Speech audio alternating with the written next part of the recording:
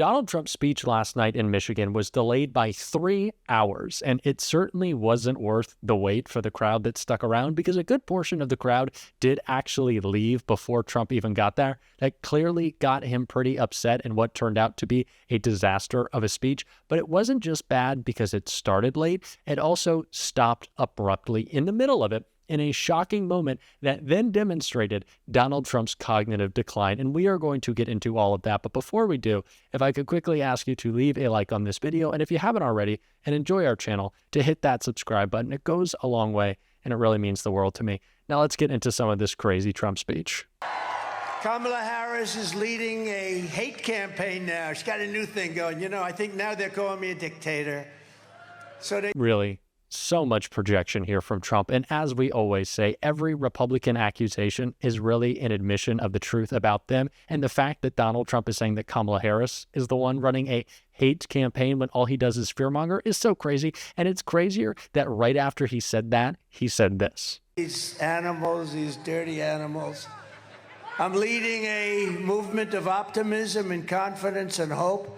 And I'm asking you to be excited about the future of our country again, because there's nothing to be excited with these idiots running it.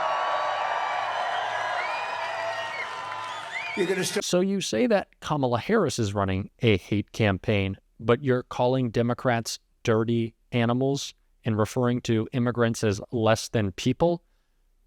How does this conceptualize in his brain? How does he say, we can't even explain it at this point, and we shouldn't try. He knows that everything that comes out of his mouth is utter nonsense. It's the reason he won't do interviews. It's the reason that Donald Trump is falling apart, as we will see in these speeches, and it's the reason he said this. And they got caught. And to me, it's the biggest scandal in broadcast history. It's election interference fraud. And 60 Minutes should be taken off the air. They should. And CBS should lose its license. You know, the government gives us license to NBC fake news, ABC fake news, and CBS fake news. They have to pay. If they had to pay, they'd pay billions of dollars to get them for nothing. They pay nothing. They're public airways. They pay nothing. And you know, the reason that Trump continues to attack the 60 Minutes interview that Kamala Harris did, other than the fact that he wouldn't sit down for a 60 Minutes interview, because it's not that he just can't take tough questions, he can't take honest questions. He can't take questions that ask him to define tariffs. He can't answer questions that ask him, what is your mass deportation plan? Something journalists will never ask Donald Trump about, and if they did, they would hear utter nonsense. But it's also because Trump is insecure that he needs his hand held in interviews. Unlike Kamala Harris, who can actually speak coherently and the words she says make sense, unlike Trump right here. Please don't say that, sir. I think women like me. But they say we're doing unbelievable with men. They've never had anything like it. White men, black men, men like me. They say women don't. And I say they do, because we're going to protect. And I said, I'm going to protect women and families. I'm going to protect from the criminals coming in from the border. We're getting them out from foreign bad players, from criminals, period. We're going to protect. They said, sir, please don't say you're going to protect women. Why? Because it doesn't sound really well. I said, I think it sounds fine. We want to protect. I mean, that's our job. We have to protect.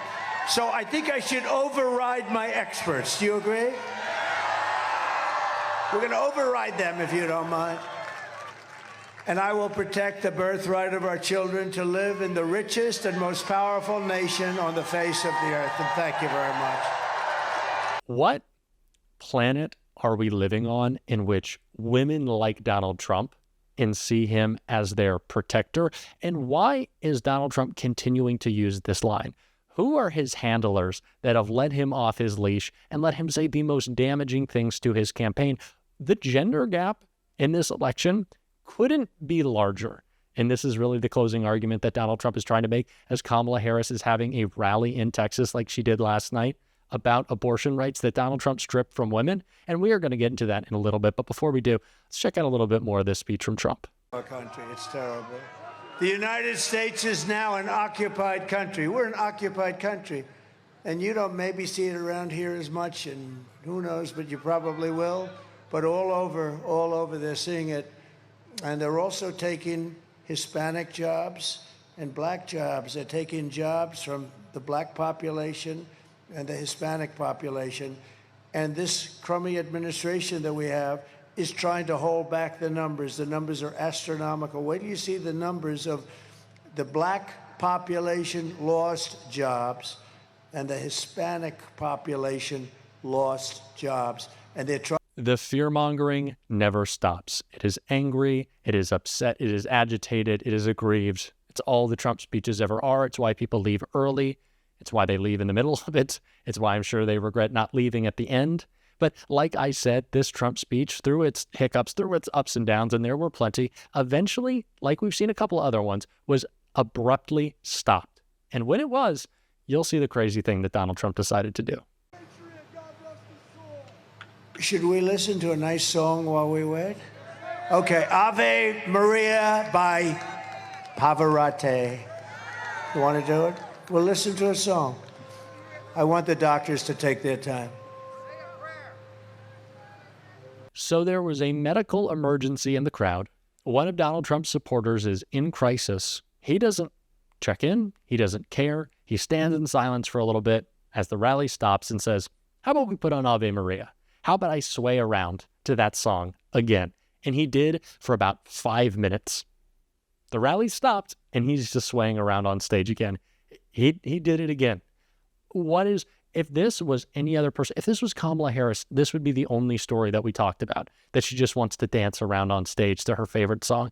This is crazy. He did this bit again, and he also did another weird bit again. Vote and get your friends and tell your girlfriend she's got a husband who's a big slob of a guy, and tell him to get the hell off the couch, Harry. You big slob, get off the couch. We're going to vote for the president. We're going to make America great again. We're going to make it great. Got to get him. Why is this part of his stump speech? Why is this his get out the vote approach? To yell at someone to get off the couch? And speaking of couches, J.D. Vance not having a good go of it lately. But who is he speaking to in the crowd? Why is he? This is just the angry, aggrieved Trump, as always. And it's the reason people can't stand him. It's the reason his own supporters are leaving. Did with ISIS so quickly, the caliphate, 100%. They're not woke. Only those people on the top are a little woke. They'll be gone fast. We have great. I say you could put them in a woke cage for 2 years, they'd come out fighting. Let me tell you, they're not woke. They're not going to be woke. Don't worry about it. In conclusion, I hope that you caught that. You caught the Trump supporters leaving the rally, just exiting as he's talking. Like I said, people left early, people left in the middle. They are just so fed up, so tired of Donald Trump. It's why these speeches, the crowd size keeps getting smaller, the venue's tinier. President Obama said, I guess maybe illustrated, while Kamala Harris yesterday had, I think, the biggest crowd of her entire campaign in Houston. And I want to hear a little bit about that, a little bit of that speech. This clip right here. In just 4 years as president, Donald Trump was able to erase half a century of hard-fought progress for women. And now he wants to go even further. He will force all 50 states to track and report on women's miscarriages and abortions, and go after access to contraception and IVF treatment. It's right there in his Project 2025. Google it. And let us be clear, if Donald Trump wins again, he will ban abortion nationwide.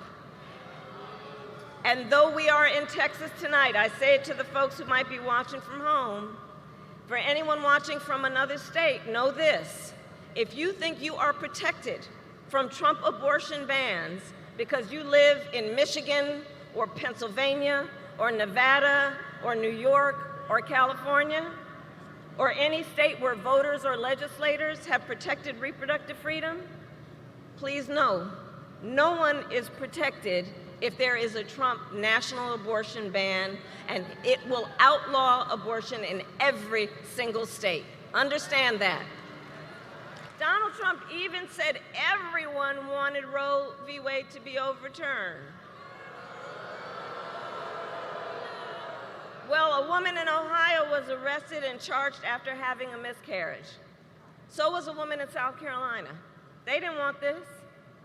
Hadley Duvall, who became pregnant after being raped by her stepfather when she was 12 years old. She didn't want this. Ryan Hamilton, who is here tonight, his wife was denied treatment at the hospital for a miscarriage. They got home, he found her bleeding and unconscious.